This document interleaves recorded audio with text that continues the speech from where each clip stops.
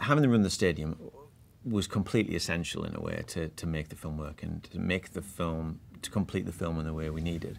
And in terms of planning it, what was also good is because we were practically living there, we could kind of go off and plan certain set pieces in a lot of detail. You know, we weren't waiting for stages to be built. We weren't it was like we were totally embracing what was there and making something out of it. So what was great is we could, like at night, for example, myself and the writers, we could go down to the stunt team. The stunt team had a whole floor, which used to be the dining area, the main dining area in the West Stand. So we'd go down to the stunt department, meet with Pete, our stunt coordinator, and then we'd kind of go up to the rooftop and plan out exactly how to do it and try a few things out with the boys. And when we'd work that out, then I would go up there with the storyboard artist and we would plot out exactly what needs to be shot, because it's one thing kind of coming up with a sequence, but obviously then it's a totally other thing of like how to shoot it and how we do that. So it was very heavily storyboarded in the end, and I think, and it was kind of essential because really a film like this is all those pieces of, you know, capturing pieces of real action and capturing those moments and then sewing them back together again.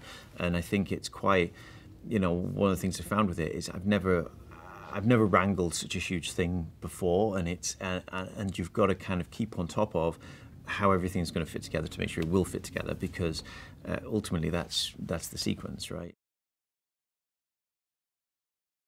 Like, as a director, it's really exciting to be able to say you can really blow this building up, because normally like you're pretending, you know, you're putting explosions over stuff and like putting a bit of like foamy nonsense around it to make it look good and dust and whatnot, but really being able to mess with the integrity of a building is a very tempting proposition. So it was very exciting going in, and there was bits where we had a sequence in the old toilets. I think in the I want to say it was in the North Stand, where we got to blow them up for real. And again, it's strange not to have to consider keeping it intact and being able to go back there. Like that's normally the main thing when it comes to explosions, is like make it safe, make it, you know, don't do any damage.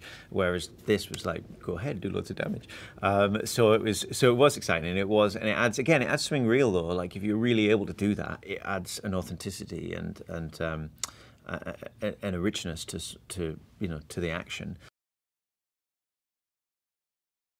Height has a natural, you know, there's this thing with height and vertigo where it not only looks spectacular, but there's an inherent danger at being at height that I think always translates really well on films. And again, especially if it's done for real, it's you know, it's a great place to set sequences and do things. And so we came up with all these kind of crazy sequences that are going on in and around the stadium, and the rooftop was one of the ones where we got where we had an awful lot of fun and some really interesting stunt work. But from a personal perspective, I think one of the reasons I feel like heights are effective is because I'm scared of them too. So going up there, probably the hardest thing to film was like up on the rooftop, and we're on this kind of what is really a thin like tin rooftop, which we kind of made safe with reinforcements and things, but it didn't feel like it because it looked like the real thing. So it was nerve-wracking to be up there, and I spent a good couple of weeks, 3 weeks up there in total of shooting and doing all these things, and it was it was a scary place to film, but I think we kind of captured it in a good way that kind of translates. But yeah, because we did everything for real and we were doing that for real, it was kind of terrifying being up there.